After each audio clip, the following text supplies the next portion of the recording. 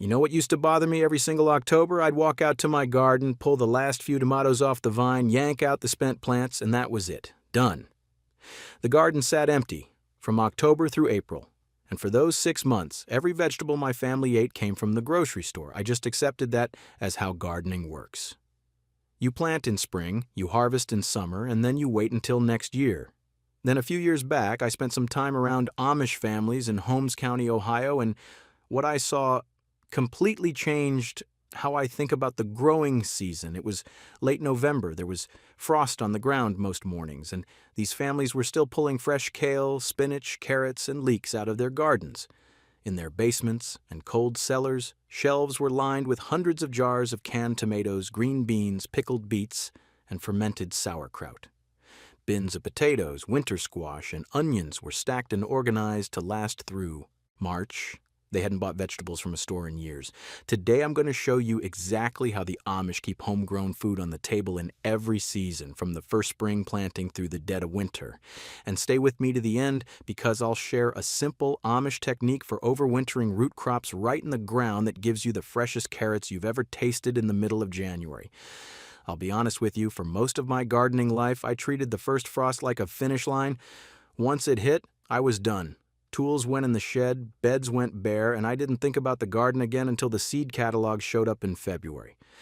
But when I saw how Amish families approach the calendar, I realized I'd been using barely half of my potential growing season and ignoring the other half entirely. What I'm about to share isn't about turning your backyard into a commercial farm. It's about seeing the year the way the Amish see it, as a full cycle where every month has a purpose, and where a little planning in each season sets up the next one. Here's the fundamental difference between how most of us garden and how the Amish do it. We think in a straight line. Plant, grow, harvest, stop. They think in a circle. Every season feeds into the next. While they're harvesting summer tomatoes, they're already planting fall crops in the same beds. While they're picking the last fall kale, they're organizing the root cellar for winter storage. While they're eating preserved food in January, they're starting onion sets and reviewing what worked and what didn't for the coming spring. The Amish don't have a word for this approach. They'd probably just call it common sense, but the principle behind it is that the garden never truly shuts down. It transitions, and when you plan for those transitions, instead of treating each season as separate from the next, you end up with homegrown food available 12 months a year. Now, I want to be straight with you about what that means. In zones 5 through 7, which is where most Amish communities garden, year-round food means fresh harvests from roughly March through December using season extension, and preserved food carrying you through the deepest winter months of January and February. In warmer zones, you can push fresh growing even further, but the combination of extended growing and smart preservation is what makes the full circle work. Let me walk you through each season and show you exactly what they do. Spring in an Amish garden starts a lot earlier than most of us are comfortable with. While conventional gardeners wait until after the last frost to put anything in the ground, Amish families are already planning 4 to 6 weeks before that date. The key is knowing which crops can handle cold soil and light frost, and there are more of them than you might think. Peas, spinach, kale, lettuce, radishes, and onion sets can all go into the ground when soil temperatures are still in the mid-30s to low 40s Fahrenheit. These crops don't just tolerate cold, they actually prefer it. Spinach and kale grow best when daytime temperatures are in the 50s and 60s, and they can survive overnight dips into the low 20s without any protection at all. In zones 5 through 7, that means you can start planting as early as mid to late March, sometimes earlier if you're using cold frames, which we'll get to. Here's how the Amish sequence their spring planting. The moment the ground thaws enough to work, and goes the first round of peas, spinach, lettuce, and radishes. 2 to 3 weeks later, they plant a second round of those same crops. 2 to 3 weeks after that, a third round. By the time the last frost arrives and it's safe to plant warm season crops like tomatoes and peppers, they've already had 6 to 8 weeks of growth happening, and their first spring harvests of radishes and baby lettuce are already on the table. This is the succession planting rhythm that drives the entire Amish system. You're never planting just once. You're planting in waves, so that as one planting reaches harvest, the next one is a few weeks behind it, and the one behind that is just getting started. The result is a continuous flow of fresh food instead of a single glut followed by nothing. One visual cue that helps with timing. When your most recent planting is about 2 to 3 inches tall, it's time to put in the next round. That simple rule of thumb keeps the rhythm going without needing a complicated calendar. When summer hits, an Amish garden is operating at full intensity. But here's where most home gardeners make a mistake. They plant everything in one big push in late May, harvest through July and August, and then watch the garden wind down. The Amish don't have that luxury. They need food coming in every week, and they need surplus for preservation at the same time, so the succession planting that started in spring doesn't stop. Bush beans go in every 3 weeks from late May through mid-July. Summer squash and cucumbers get a second planting in early June, so that when the first planting starts to decline by late July, a fresh crop is just coming on. Lettuce and spinach take a break during the hottest weeks, but go back in as soon as late summer temperatures start to dip, usually by early to mid-August. And the heavy producers, tomatoes, peppers, and pole beans, are planted with preservation in mind from the start. An Amish family doesn't grow 4 tomato plants. They grow 20 to 30 because they need enough to eat fresh all summer and still put up 100 or more jars of canned tomatoes, salsa, and sauce for winter. That planting is intentional. Every plant has a job. Some feed the family this week. Others feed the family in February. Here's a practical guideline. If you want to preserve meaningfully, plan on growing roughly 3 to 4 times what your family eats fresh during the summer. That sounds like a lot, but with intensive block planting in 4-foot beds, it fits in less space than you'd think. The surplus from peak harvest weeks in July and August is what fills the canning shelves that carry you through winter. The real difference between an Amish food system and a conventional garden shows up in fall. Most American gardeners are winding down by September. The Amish are planting a second garden. This is the step that surprised me most when I first learned about it. Starting in mid to late July, a full 2 months before the first expected frost, Amish families plant a whole new round of cold-hardy crops specifically designed for fall and early winter harvest. Kale, collards, turnips, beets, carrots, Brussels sprouts, and late-season lettuce and spinach all go in during the heat of summer, so they're established and growing strong by the time cool weather arrives. Here's why the timing matters. You need to count backward from your first expected frost date. Most cold-hardy crops need 60 to 90 days to reach maturity. So if your first frost typically falls around mid-October, you need those crops in the ground by mid to late July.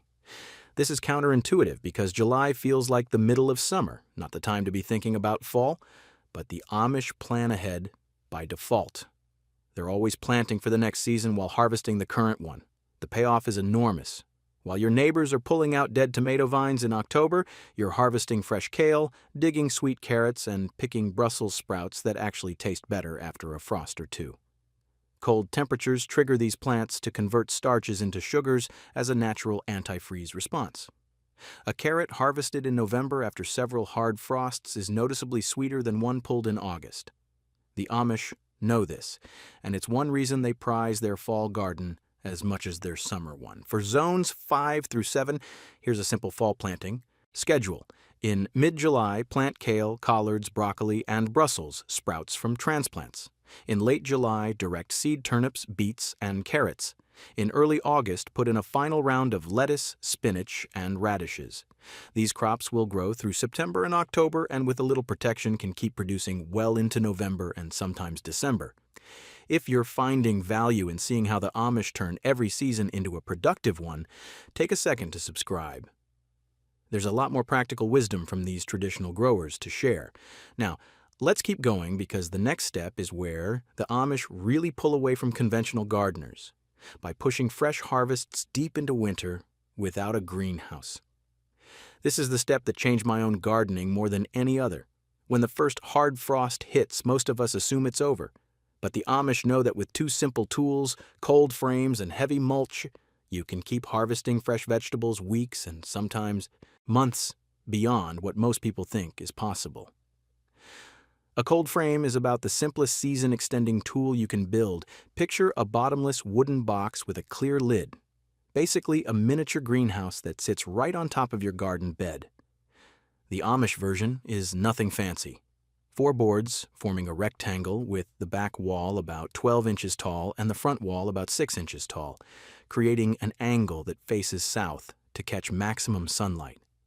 The lid is an old window sash or a sheet of clear polycarbonate screwed to a simple frame. That's it. But here's what that simple box does. On a sunny day in November, even when the air temperature outside is 25 degrees Fahrenheit, the inside of a cold frame can reach 50 to 60 degrees. That's warm enough to keep cold hardy crops like spinach, kale, lettuce, mash, and Claytonia alive and slowly growing. You're not trying to grow summer tomatoes in there. You're protecting crops that already thrive in cool weather and giving them just enough warmth to survive freezing nights. Here's how to use a cold frame the Amish way. In early September, plant cold hardy greens directly into the bed where your cold frame will sit. Let them establish and grow through the warm days of early fall. When nighttime temperatures start dropping below freezing consistently, usually by mid to late October in zones 5 through 7, set the cold frame over the established plants. On sunny days, prop the lid open a few inches to vent excess heat. On freezing nights, close it tight. That trapped warmth is enough to keep your greens alive and harvestable well into December and often into January. The second tool is even simpler: heavy mulch. For root crops like carrots, beets, parsnips, and turnips that are still in the ground in late fall, the Amish pile 8 to 12 inches of straw directly over the bed after the first hard frost. That thick blanket insulates the soil and keeps it from freezing solid, which means you can push the mulch aside and dig fresh roots even when there's snow on the ground. The soil temperature under a foot of straw stays well above freezing even when air temperatures drop into the teens. I've pulled carrots from under straw mulch in early January in Zone 6, and they were crisp, sweet, and better than anything I grew all summer. The key is getting the mulch down before the ground freezes. Once the soil is frozen solid, the mulch can't warm it back up. But if you insulate while the soil still holds warmth from fall, that stored heat keeps roots viable for months. Between cold frames and heavy mulch, an Amish family in zones 5 through 7 can realistically harvest fresh greens and root vegetables from their garden through December and often into January. That's 3 to 4 extra months of fresh food that most conventional gardeners never see. Now, even with season extension, there comes a point in deep winter when the garden can't produce fresh food. In zones 5 and 6, that's typically January through early March. This is where the Amish preservation system takes over, and it's the bridge that completes the year-round cycle. Walk into an Amish cellar in November, and you'll understand the scale of what they do during the summer and fall canning season. Shelves lined with quart jars of canned tomatoes, green beans, corn, peaches, applesauce, pickled beets, and pepper relish. Crocks of fermented sauerkraut and dill pickles, bins of potatoes in a dark corner, braids of onions and garlic hanging from the ceiling, winter squash like butternut and acorn lined up on shelves where they'll keep for 4 to 6 months at room temperature. The Amish use 4 core preservation methods, and each handles different produce. Water bath canning is for high-acid foods, including tomatoes, pickles, jams, and most fruits. Pressure canning handles low-acid vegetables like green beans, corn, peas, and carrots safely. Lactofermentation transforms cabbage into sauerkraut and cucumbers into naturally fermented pickles. No special equipment needed beyond a crock or mason jar, salt, and thyme. And root cellar storage keeps potatoes, carrots, beets, turnips, onions, and winter squash in cool, dark conditions between 32 and 40 degrees Fahrenheit with high humidity. Under those conditions, root vegetables and squash stay firm and edible for 3 to 5 months. If you don't have a root cellar, an unheated garage, a basement corner, or even a buried trash can insulated with straw can mimic the conditions. The Amish are practical above all else. They use what they have. I want to be straight with you about one thing. Building a full preservation pantry takes time, equipment, and a real commitment during the busiest part of the growing season. If you're new to this, start small. Can 1 batch of tomatoes ferment 1 jar of sauerkraut, store 1 bin of potatoes in a cool spot? You don't need to replicate a full Amish cellar in your first year. But even a small start means homegrown food on your table in months, when your garden would normally give you nothing. Let me share some patterns I've noticed in conventional gardening compared to how the Amish approach the calendar. The first is treating the growing season as May through September.